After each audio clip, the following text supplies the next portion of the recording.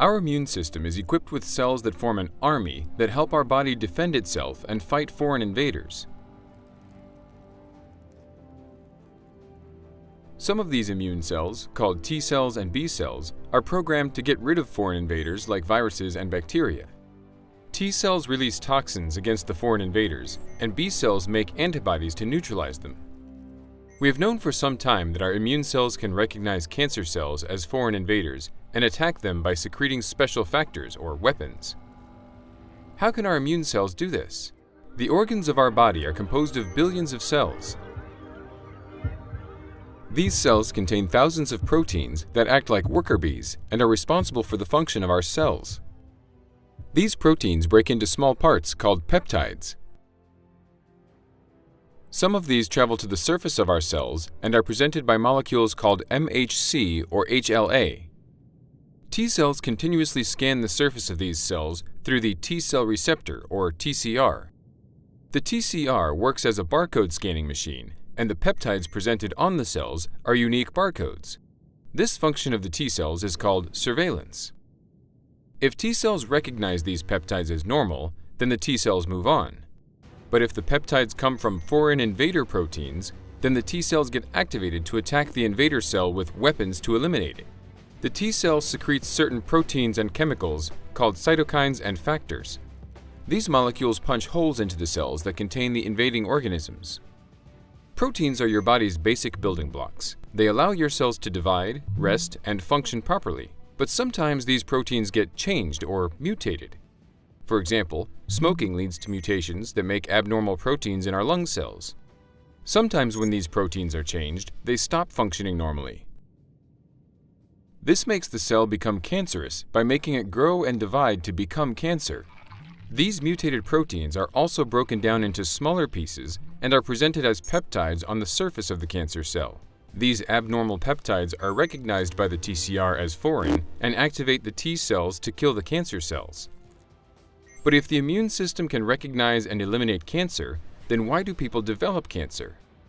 Sometimes the immune system fails to do its job. The immune response against cancer may not be strong enough, or cancer cells may evade the immune system. Tumors, or a group of cancer cells, can build a defense network against our immune system. These defense mechanisms can either prevent the immune army from entering the tumor or can weaken and inhibit the T cells. For example, tumors can express attack molecules on their surface that bind to the T cells and inhibit their killing activity. These molecules are called checkpoints, and examples are PD-1 and CTLA-4. The tumor can also secrete proteins, factors, and cytokines that inhibit T cells from attacking and killing cancer cells, and can also turn the T cells into friends of the tumor.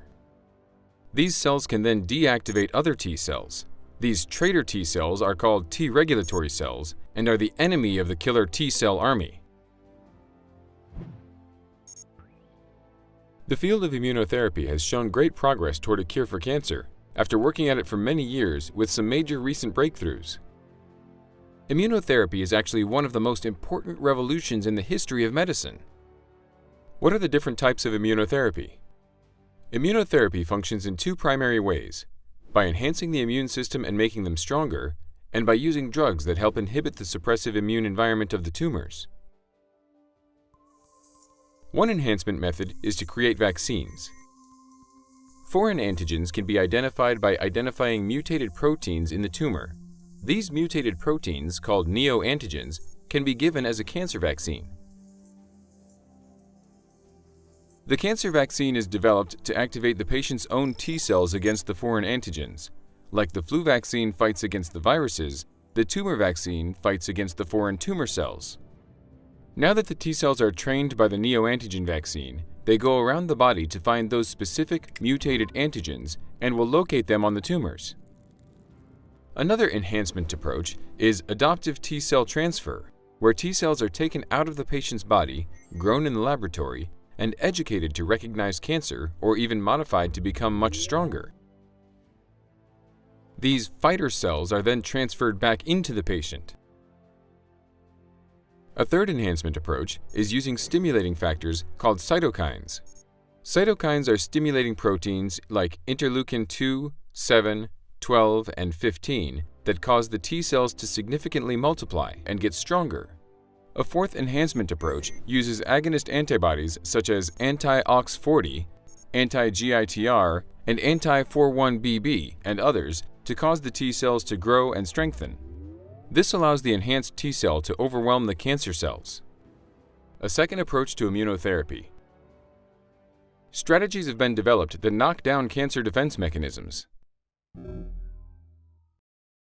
There are antibodies that neutralize the inhibitory factors and cytokines such as anti-IL-10 and anti-TGF-beta and IDO inhibitors. Some of these approaches have already been approved by the FDA, like anti-PD-1 and anti-CTLA-4.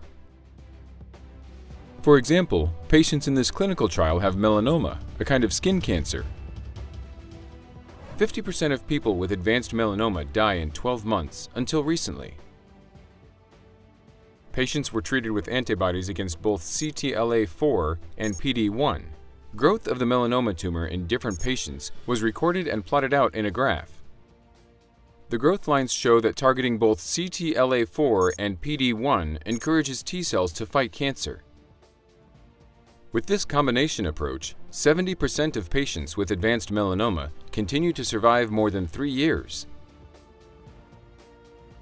These therapies also have some side effects that need to be monitored very closely by the treating physician. Although the side effects are not very common, they could be life-threatening if not treated.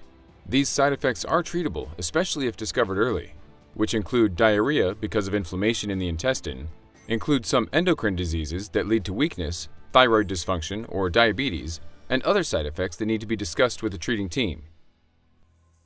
The future of immunotherapy is in combining different approaches to accomplish two goals: to create a trained army of cells to attack the cancer and to break down the defenses of these cancers by unleashing your own immune defense against cancer to improve on the currently very impressive results that immunotherapy is already providing our patients.